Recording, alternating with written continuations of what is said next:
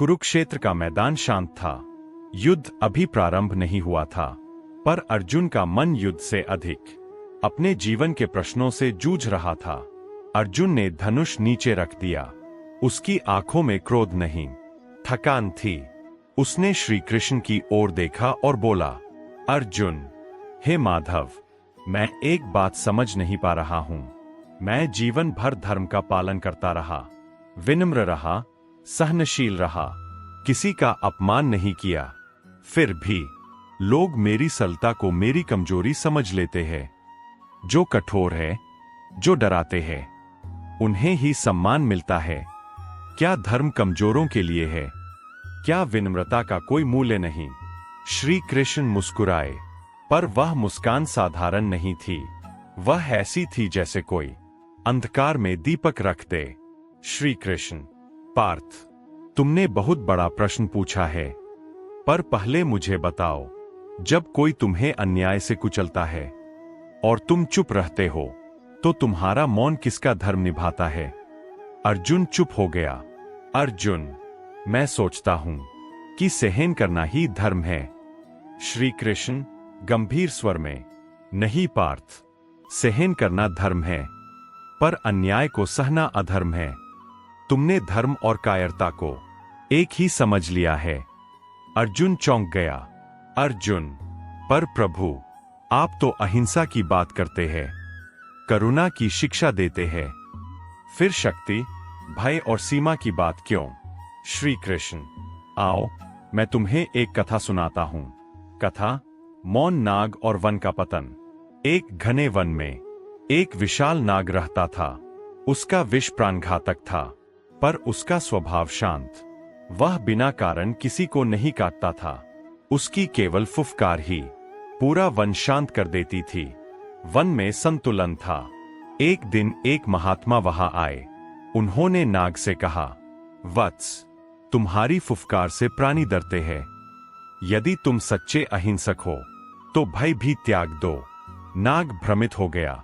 उसने सोचा, शायद यही उच्च धर्म है। उसने न काटने का ही नहीं, फुफकारने का भी त्याग कर दिया। अर्जुन, फिर क्या हुआ?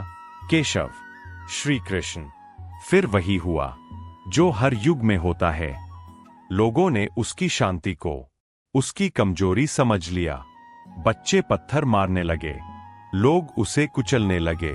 वह घायल हो गया। अर्जुन की आंखें भर आईं।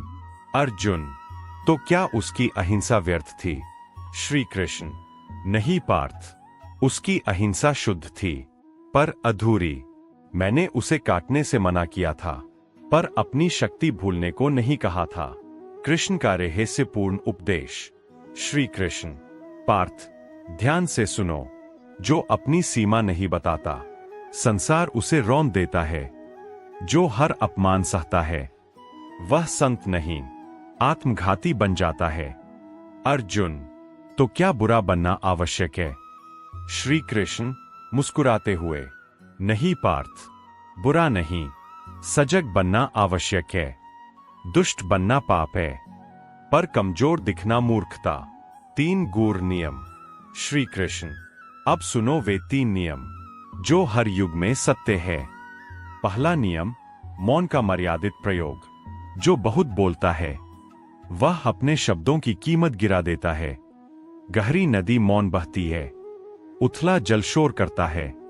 जब आवश्यक हो तभी बोलो, अन्यथा मौन तुम्हारा आभूषण हो। दूसरा नियम, बिना बुलाए प्रवेश मत करो।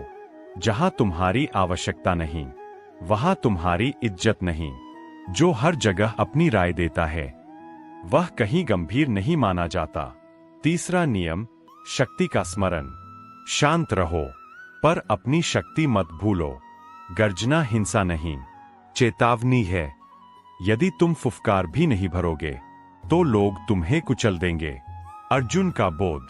अर्जुन ने धनुष उठाया। अब उसका हाथ कांप नहीं रहा था। अर्जुन, हे माधव, अब समझ आया। धर्म का अर्थ खुद को मिटा देना नहीं, बल्कि खुद को जागृत रखना है। श्री कृष्ण, ठीक कहा पार्थ।